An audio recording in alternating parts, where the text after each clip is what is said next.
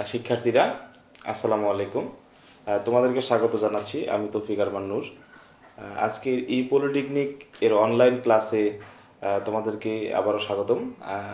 তোমাদের সাথে আজকে আমি আলোচনা করব ডিপ্লোমা ইন ইলেকট্রিক্যাল ইঞ্জিনিয়ারিং প্রথম পর্বের বেসিক ইলেকট্রিসিটি বইয়ের দ্বিতীয় অধ্যায়ের রোধের সূত্র সংবলিত ম্যাথমেটিক্যাল সমাধান, যেটা আমরা আজকে করব। গত ক্লাসে তোমাদেরকে দেখিয়েছি আমি রোধের সূত্র এবং রো এর মধ্যে সম্পর্ক, অর্থাৎ যে স্পেসিফিক রেজিস্ট্যান্স যেটা রয়েছে সেটা সূত্র সংবলিত একটু সমাধান দেখিয়েছি। আর সূত্রটি হলো এরকম: আর ইজ ইকুয়াল রো এল ভাগ এ।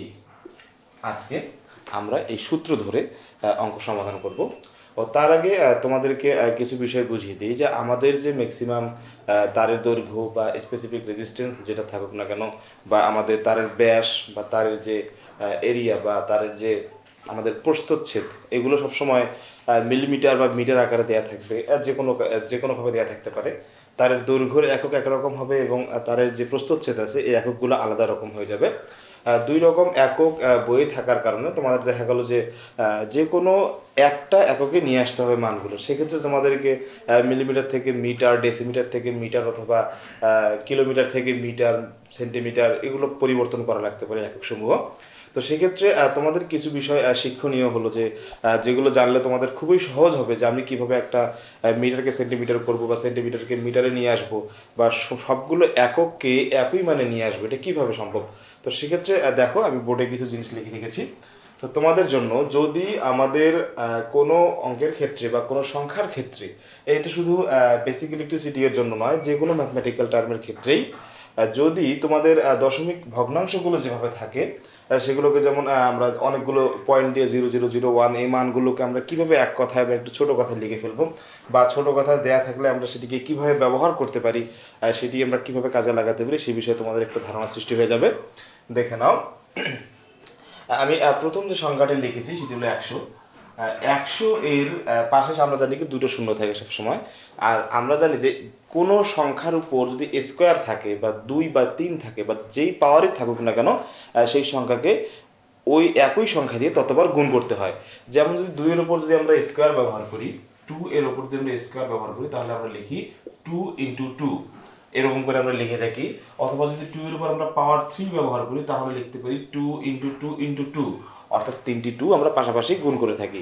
তো সেই একই ক্ষেত্রে যদি আমরা দেখো, এখানে আমরা প্রথমে লিখেছি 100, অর্থাৎ 100 এর পাশে কয়টি শূন্য? 2টি শূন্য দেখো দেখা যাচ্ছে, 1 এবং 2, সেজন্য আমরা 10 লিখে 0 এর উপর স্কোয়ার ব্যবহার করেছি। অর্থাৎ আমরা এখানে বুঝে নিব যে 1-এর পরে দুটো শূন্য রয়েছে। তো একইভাবে 1000-এর ক্ষেত্রে দেখো 10⁻3, অর্থাৎ আমরা যদি ক্যালকুলেটরে 10⁻3 ব্যবহার করতে না পারি, সেক্ষেত্রে আমাদের 10⁻3 থাকলে সেখানে আমরা 1-এর পাশাপাশি 3টি শূন্য ব্যবহার করে অঙ্কটি সমাধান করতে পারবো। একইভাবে দেখো, এখানে 10,000 লিখেছি আমি, 1-এর পরে 1 2 3 4, 1 2 3 4, 4টি শূন্য রয়েছে। সেক্ষেত্রে দেখো আমি 0 এর উপর পাওয়ার 4 ব্যবহার করেছি। অর্থাৎ এখানে তোমাদেরকে বুঝে নিতে হবে যে 1-এর পরে 4টি শূন্য রয়েছে। সেম একইভাবে 5-এর জন্য যদি 5টি শূন্য থাকে, 1 2 3 4 5, তাহলে 10⁵ ব্যবহার করতে পারবে তোমরা। এসব গেল আমাদের স্বাভাবিক সংখ্যার ক্ষেত্রে, অর্থাৎ যে সংখ্যাগুলো দশমিক ব্যবহার আমরা করি না, শূন্য ব্যবহার করে থাকি, সোজা সংখ্যা, অর্থাৎ আমাদের কোনো ভগ্নাংশ আকারে থাকবে না, যে সংখ্যাগুলো সরাসরি আকারে থাকবে। এখন আসি, যদি আমাদের ভগ্নাংশ আকারে থাকে সংখ্যাগুলো, বা সবগুলো শূন্য সংখ্যা যেগুলো ভগ্নাংশ আকারে নিচে বড় অঙ্ক বা উপরে ছোট অঙ্ক থাকবে, সেই সংখ্যাগুলোকে আমরা কিভাবে লিখব। তো এখন দেখো, আমাদের প্রথম যেটি আমি লিখেছি 1/100। 1/100 যেহেতু লিখেছি, দেখো এখানে 1-এর পরে রয়েছে দুটো শূন্য। দেখো আমি সেটাকে কীভাবে লিখেছি, 0.01, অর্থাৎ এখানে দেখো দশমিকের জন্য একটা শূন্য রয়েছে, তারপরে আমাদের 0 এর জন্য 0 এবং 1 এর জন্য 1। এখন এখানে দশমিকের পরে কয় ঘর আছে দেখো, সেটিকে আমরা যদি পাওয়ার করে বা স্বাভাবিক সংখ্যার মতো করে লিখতে চাই, দশমিকের পরে সংখ্যা রয়েছে 1টি এবং 2টি। এই জন্য আমি 10-এর উপর শুধুমাত্র ইনভার্স ব্যবহার করেছি। এটাকে তোমরা মাইনাসও বলতে পারো, বা ইনভার্স হলেও ভালো কথা, যে ইনভার্স বললে বেশি ভালো হয়। 10 ইনভার্স 2 কেন? কারণ এখানে আমরা স্বভাবগতভাবেই জানি যে কোনো কিছু যদি নিচে থাকে, ভগ্নাংশের নিচে থাকে, সেটাকে আমরা যদি স্বাভাবিক সংখ্যার আকারে লিখতে যাই, সেটিকে আমরা ইনভার্স দিয়ে প্রকাশ করি। যেমন আমরা তোমরা দেখে এসেছো, যদি 1/x থাকে, আমরা এক্সটাকে যদি সমান করে লিখতে চাই, কি লিখি? x ইনভার্স 1, অতএব এক্সটা নিচের থেকে উপরে চলে গেল এবং সেটি ভগ্নাংশ আকারে রয়েছে, আমাদেরকে সেটা বুঝতে হবে। তখন এক্সের পাওয়ার হবে -1। তো সেম একই ক্ষেত্রে যদি আমি 1000-এর ক্ষেত্রে ব্যবহার করি, দেখো 1000 জন্য এখানে কয়টি শূন্য রয়েছে? 1টি 2টি 3টি, এবং এই 3টি শূন্য দশমিক দেওয়ার পরে দশমিকের জন্য একটি, পরে 1টি 2টি, এই 3টি শূন্য, 3টি সংখ্যা ব্যবহার করেছে দশমিকের পরে 3টি শূন্য থাকার কারণে।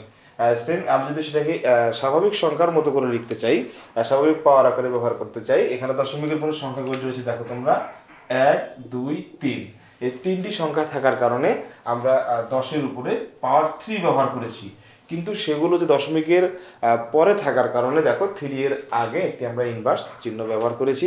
এরকমভাবে নিচ থেকে ভগ্নাংশ আকারের সংখ্যাগুলোকে যখন আমরা স্বাভাবিক সংখ্যার মতো করে লিখতে চাইবো বা দশমিক ছাড়া লিখতে চাইবো, তখন কিন্তু আমরা এইভাবে পাওয়ার ব্যবহার করে আমরা সেটিকে লিখতে পারি। একইভাবে 1 2 3 4, একের পরে 4টি শূন্য রয়েছে, সে দশমিকের মানটি যেন দশমিকের পরে 1 0 0 0, তারপরে দশমিক 1 2 3 4, দশমিকের পরে 4টি সংখ্যা থাকার কারণে 10-এর উপর আমরা ইনভার্স 4 ব্যবহার করেছি। একইভাবে শূন্য যত বৃদ্ধি পাবে, যতটি শূন্য থাকবে আমরা 10-এর উপর ইনভার্স করে তত সংখ্যা লাগাই দিতে পারবো, যদি সেটা কি হয় মাইনাস আকারে হয় বা ভগ্নাংশ আকারে থাকে, বা আমরা যখন ছোট সংখ্যা উপরে থাকবে এবং বড় সংখ্যাগুলো নিচে থাকবে। তো এগুলো শেখার একটাই কারণ হলো, তোমাদের যখন তোমরা অঙ্ক করতে গেলে দেখবে যে বিভিন্ন সংখ্যার মান কিন্তু বিভিন্নভাবে দেয়া আছে। ম্যাক্সিমাম সংখ্যার মানগুলো পাওয়ার আকারে বা ইনভার্স আকারে দেয়া আছে, সেগুলো শেখানোর জন্যই মূলত এটা আলোচনা। দেখো এখন আমরা মূল অঙ্কে চলে যাব, কিভাবে রোধের সূত্রের সাহায্যে আমরা একটি পরিবাহী তারের সাইজ বা কোন পরিবাহী তারের জন্য কত ওহম বাধাপ্রাপ্ত হবে, কত দৈর্ঘ্যের জন্য কত ওহম রোধ হবে, বা আমরা যদি আকার পরিবর্তন করে থাকি সেক্ষেত্রে আমাদের কী পরিমাণ বাধাপ্রাপ্ত হবে তড়িৎ প্রবাহের ক্ষেত্রে, সেগুলো সম্পর্কে আমরা জানতে পারবো এবং এগুলো বাস্তবিক ক্ষেত্রে প্রয়োগ করতে পারবো এই অঙ্কগুলো শেখার ফলে। এতক্ষণ তোমরা শিখলে কিভাবে আমরা সংখ্যাগুলোকে স্বাভাবিক সংখ্যা বা ভগ্নাংশমূলক সংখ্যাগুলোকে কিভাবে স্বাভাবিক সংখ্যায় নিয়ে আসতে পারি। এখন তোমরা দেখবে একটি ম্যাথমেটিক্যাল সমাধান, যেটা অঙ্কটা আমি লিখেছি বোর্ডে তোমাদের জন্য। দেখো 2.5 মিলিমিটার ব্যাস বিশিষ্ট একটি তামার তারের রেজিস্ট্যান্স হলো 0.5 ওহম। তারটির দৈর্ঘ্য কত সেটি আমাদেরকে বের করতে হবে। তারপরে দেখো এখানে তামা ব্যবহার করা হয়েছে, এই পরিবাহী তারটা হলো তামা, এবং তামার আপেক্ষিক রোধ হলো 0.017 মাইক্রো ওহম মিটার। এটা হলো স্পেসিফিক রেজিস্ট্যান্স, অর্থাৎ এটা রো এর মান। তো সবার আগে অঙ্ক করার ক্ষেত্রে দেখো তোমরা এককগুলোকে লক্ষ্য করবে, বিশেষ করে রো, এ এবং এল এর যে এককগুলো রয়েছে, এই 3টে একক কিন্তু তোমাদেরকে লক্ষ্য রাখতে হবে যে আমার এককগুলো কিসে দেয়া আছে, এবং এই 3টি একক অর্থাৎ এটা আমি যে সূত্রটা যে লিখবো, এই দেখো সূত্রটা লেখা আছে এখানে, এল, রো এবং ই, এই 3টি জিনিসের এককগুলো তোমরা লক্ষ্য করবে যে এককের ক্ষেত্রে 3টির মান কি একই রকম দেয়া আছে নাকি আলাদা করে দেয়া আছে। দেখো এখানে আমি যদি বলি ব্যাস বিশিষ্ট, অর্থাৎ ব্যাস হলো 2.5 মিলিমিটার। এখানে কিন্তু তারের শুধু একটু ব্যাস দেয়া আছে, কিন্তু আমাদেরকে অঙ্ক করার ক্ষেত্রে তারের যে মোট প্রস্থচ্ছেদ সেটা কিন্তু নির্ণয় করতে হবে। তো আমরা জানি কোনো পদার্থে যদি ব্যাস দেয়া থাকে, সেই ব্যাস থেকে কোনো পদার্থের প্রস্থচ্ছেদ নির্ণয় করার সূত্র হলো a = 5d²/4। আমরা যদি এই সূত্র ব্যবহার করি তাহলে কিন্তু আমরা ব্যাস থেকে সেই পদার্থের প্রস্থচ্ছেদ বের করে ফেলতে পারবো। যেহেতু দেখো আমরা এই সূত্র ব্যবহার করতে পারবো, সুতরাং দেখো আমরা এই সূত্র ব্যবহার করে কিন্তু এই ব্যাস থেকে এ এর মানটা বের করতে পারবো, এবং আমাদের প্রয়োজনীয় সূত্রে যে আমাদের এ বের করতে হবে, এই এ কিন্তু আমরা এখানে ব্যবহার করতে পারবো। তাহলে আমরা দেখো এখানে আমাদের ব্যাস দেয়া আছে মিলিমিটার, তারপরে আমাদের আরেকটি মান দেয়া আছে অর্থাৎ রেজিস্ট্যান্স অর্থাৎ আর, যেটা আর এর মান দেয়া আছে 0.5 ওহম, এবং তারপরে দেখো কি দেয়া আছে তামার আপেক্ষিক রোধ। আমরা আপেক্ষিক রোধকে জানি রো হিসেবে, রোকে এরকম করে লেখা হয়, রো হলো 0.017 মাইক্রো ওহম মিটার। এখানে দুটো জিনিস লক্ষণীয়, দেখো এখানে ব্যাসের মান দেয়া আছে মিলিমিটারে, কিন্তু এখানে রো এর মান দেয়া আছে মিটারে। তো আমাদের সর্বক্ষণিক সুবিধাজনক হলো আমাদের যে কোনো অঙ্ক আমরা চেষ্টা করব মিটারে করার জন্য। তো আমরা যদি এখন মিটারে করতে যাই তাহলে দেখো এখানে যেহেতু 2.5 মিলিমিটার রয়েছে, এই 2.5কে আমরা কিন্তু মিটারে নিয়ে আসতে পারবো। কিভাবে দেখো, যেহেতু আমরা এ বের করবো, এ বের করার আগেই আমরা এই যে ব্যাস দেয়া আছে, যে ডি এর মান দেয়া আছে, আমরা ব্যাসকে ডি দিয়ে লিখবো। ডি এর মান যেটা দেয়া আছে, এই ডি কে কিন্তু আমরা সবার আগে মিটারে নিয়ে আসতে হবে। তো দেখো আমরা ডি কে মিটারে কিভাবে নিয়ে আসি। আমাদের ডি এর মান হলো 2.5 মিলিমিটার। তো আমরা দেখো এখানে আমাদের কিন্তু ডি এর মান দেয়া আছে 2.5 মিলিমিটার। আমরা জানি 10 মিলিমিটারে হলো 1 সেন্টিমিটার এবং 100 সেন্টিমিটারে হলো 1 মিটার। তো সেই ক্ষেত্রে আমাদের 10 এবং 100 1000 এবং 1000 মিলিমিটারে তাহলে কিন্তু আমাদের হয়ে যাচ্ছে 1 মিটার। তাহলে দেখো আমরা কি করব, এখানে 2.5 ভাগ 1000, আমরা যখন 2.5 ভাগ 1000 করব তখন কিন্তু সেটা আমাদের মিলিমিটার থেকে মিটারে চলে যাবে। তো আমরা এটা লিখতে পারি যে 2.5 ইন্টু 10⁻³ মিটার। দেখো ইনভার্স 3 কেন লিখেছি, তোমরা একটু আগে আলোচনায় দেখেছো যে নিচের সংখ্যাগুলোকে আমরা যদি স্বাভাবিক সংখ্যায় নিয়ে আসতে চাই তাহলে জয়টা শূন্য থাকবে, 10-এর পাশে আমরা ইনভার্স দিয়ে কিন্তু ওই সংখ্যাটা ওখানে লিখে দিতে পারবো। তাহলে দেখো এখানে 2.5 যেহেতু মিলিমিটার রয়েছে, সেটাকে আমরা 1000 দিয়ে ভাগ করার সঙ্গে সেটা কিন্তু আমাদের মিটার হয়ে গিয়েছে। আমরা এখানে ভগ্নাংশের মানটি না লিখে 10⁻³ লিখেছি, এটা কিন্তু আমাদের মিটারে চলে গিয়েছে। আমরা কিন্তু এটাকে ভগ্নাংশ করেও লিখে দিতে পারি, 2.5 ভাগ 1000 কত হবে সেটা লিখলেও কিন্তু আমাদের অঙ্ক সমাধান করা সম্ভব। কিন্তু আমরা এখানে লিখেছি একটি পূর্ণ সংখ্যা ধরে ম্যাথমেটিক্যাল টার্মটি আমরা আস্তে আস্তে এগোনোর জন্য।